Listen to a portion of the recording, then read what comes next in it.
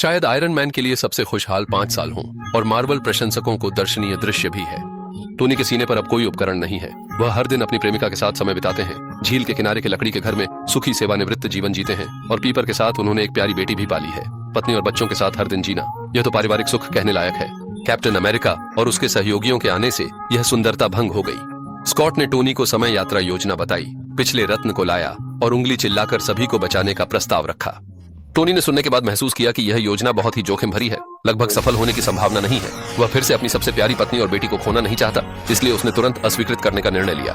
Tony के दृढ़ निश्चयपूर्ण रवैये को देखते हुए कैप्टन अमेरिका भी ज्यादा कुछ नहीं कह सके। मजबूरी में उन्हें बैनर से मदद मांगनी पड़ी। आज के बैनर ने हल्क के साथ शक्ति और बुद्धि का उत्कृष्ट संयोजन हासिल कर लिया है। हालांकि बैनर मानवता को बचाने की बहुत इच्छा रखते हैं, समय यात्रा वास्तव में उनका विशेष क्षेत्र नहीं है। हालांकि क्वी की प्रोत्साहना से बैनर ने कहा कि वह पूरी कोशिश करेंगे।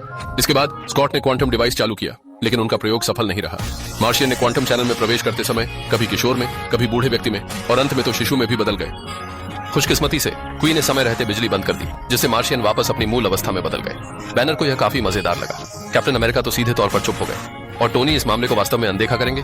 निश्चित रूप से नहीं। जब उसने खुद और स्पाइडरमैन की फोटो देखी तो उसके भीतर गहरी शर्मिंदगी और आत्मदोष महसूस हुआ। इसके बाद वह सिमुलेशन डेस्क पर आया और स्कॉट के विचार का सिमुलेटेड प्रयोग किया। परिणाम स्वरूप वे वास्तव में समय यात्रा का उपकरण बना ही लिया। यह तो मार्वल की उत्कृष्टता ही साबित हुई। टोनी ने अकेले में सब कुछ संभाल लिया, लेकिन अपनी बेटी को देखकर टोनी को डर हुआ कि वह अब सब कुछ खो सकता है।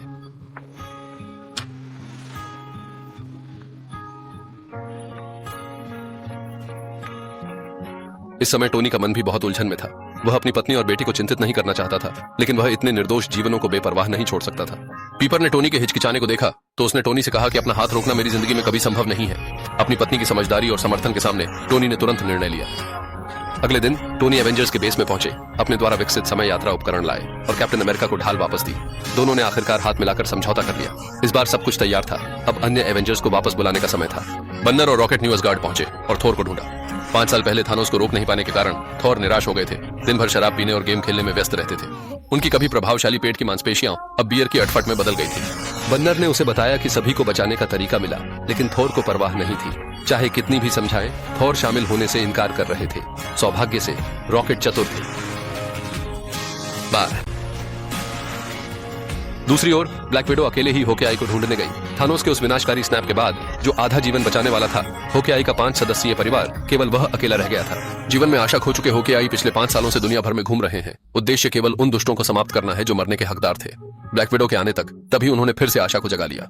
इसके बाद एवेंजर्स तुरंत बेस में एकत्रित हो गए। उस समय चतुर रॉडी ने सुझाव दिया, चूंकि हम समय और स्थान पार कर सकते हैं तो क्यों न थानोस के शिशुकाल में ढूंढे। बन्नर ने समझाया कि अतीत को बदलने से वर्तमान नहीं बदल सकता, क्योंकि एक बार जब आप अतीत में यात्रा कर लेते हैं तो वह अतीत आपका भविष्य बन जाता है और वर्तमान आपका भविष्य का अतीत बन जाता है। आप भविष्य में जो कुछ भी करें, आप अतीत में पहले से हुई घटनाओं को बदल नहीं सकते। इसका मतलब यह है कि चाहे आप बेबी थैनोस को खत्म भी कर दें, फिर भी अभी कुछ नहीं बदलेगा। पिम डॉक्टर के बाद टीम कर्ण हर व्यक्ति को एक बार समय यात्रा के लिए पर्याप्त है। इस मिशन की सफलता अनिवार्य है। हॉकाई ने परीक्षण हेतु स्वयं सेवक बनने का प्रस्ताव रखा। क्वांटम टनल के चालू होने के साथ हॉकाई सफलतापूर्वक स्नैप से पहले वापस लौट गए। उन्होंने अपने परिवार की आवाजें सुनी, लेकिन उनसे मिलने का मौका नहीं मिला और उन्हें वापस भेज दिया गया। परीक्षण बड़ी सफलता मिली। इसके बाद सभी ने रत्नों के प्रकट होने के समय और स्थान का विश्लेषण किया। जल्दी ही उन्होंने 3 छोटे दलों में विभाजित होकर अतीत के विभिन्न समय बिंदुओं में यात्रा की, 6 अनंत रत्न प्राप्त करने के लिए। वांडा जो बोली 1 मिनट बाद मिलते हैं, इसके साथ ही सभी ने हेलमेट पहन लिए, मिलकर क्वांटम टनल में कूद पड़े। रत्न प्राप्त करने और सभी प्राणियों को बचाने की योजना औपचारिक रूप से शुरू हो गई।